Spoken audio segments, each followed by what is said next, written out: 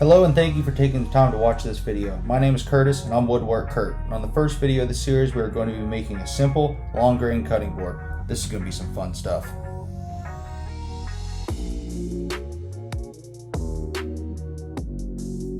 First we start by milling up our lumber. I had some extra pieces left over from another job so I could take them straight to the table saw. I like to keep the boards I make around 1.5 inches thick. Anything less than that I'm afraid it will warp or have some other side effect that I don't want. For me personally, I love the look of walnut and padauk. It just has a wow factor that's unrivaled next to maple. If you're planning on making your own cutting board, you can use most any hardwood, but for this project I'm using maple, walnut, and padauk. For me, it's a hassle to get padauk. I had to drive to Cleveland. It may be different in your area.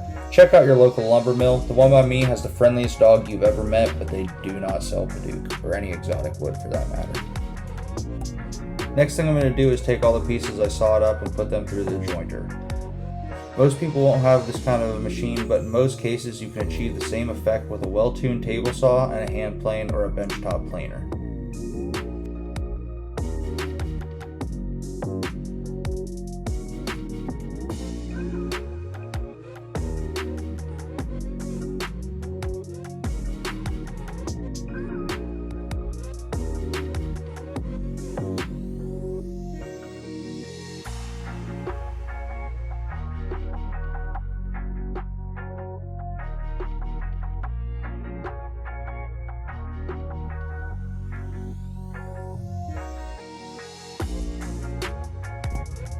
This is the most important part of the entire process, the glue up. If you screw this up, your entire board can come apart the first time you, or worse yet, your client uses it.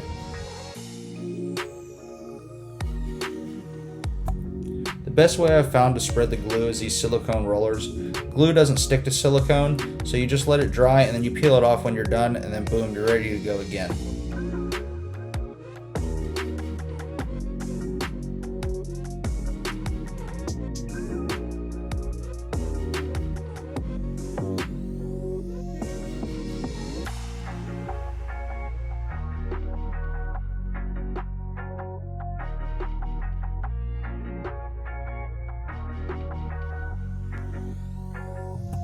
If I'm being honest with you guys, these really aren't the best clamps to use, but if you're careful you can get the wood aligned all the same. Don't judge me though, please. I've since upgraded to parallel clamps. Look for those in later videos. I keep the boards glued up for at least 24 hours. Any less than that it could crack or the glue might not be fully set up yet. Titebond 3 is the glue I use because it's the best for cutting boards and it's 100% waterproof. Next we gotta flatten this bad boy out. I just take about a 1/16 inch off at a time so I don't overwork the machine. After one side's done, just flip it over and do it again.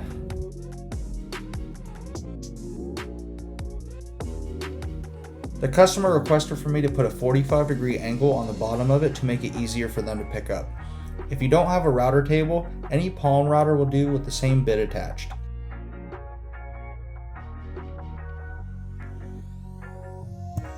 The planer gets it smooth, but we are going to need it way smoother. I'm going to take the orbital and go over all the big flat surfaces, and then I'll take some sandpaper by hand and go over all the corners and edges so I don't over sand them. You never want that.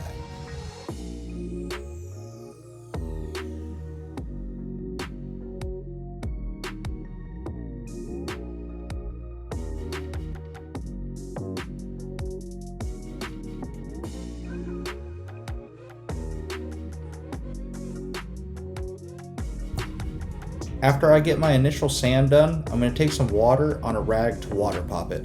This is a crucial step because of course, your cutting board is going to get wet sometimes, and you don't want the fibers to stand up the first time you or your customer uses it and make it all rough.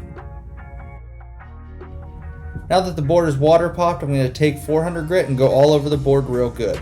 That'd probably be good enough, but I'm going to take it up to the next level at 600 grit. Sanding padauk next to maple is really tough because the orange dust from the padauk stains the light maple. If you have a solution for this, please let me know in the comments. I've just been trying to take water and washing it off. I mean, it kind of works, but you know, I gotta try really hard.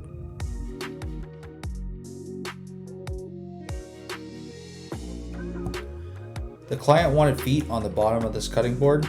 Rubber feet aren't necessary, but it will help your board stick to your countertop. So I just take my speed square so I can accurately align each foot.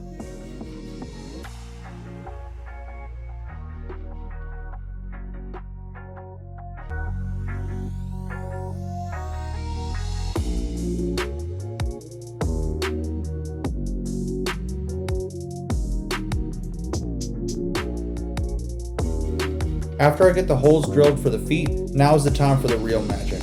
You want to give a generous amount of oil, the wood will definitely soak it up. Some people use the submerge method, I use the rub-on method. Regardless, you really want to get the oil to soak in there.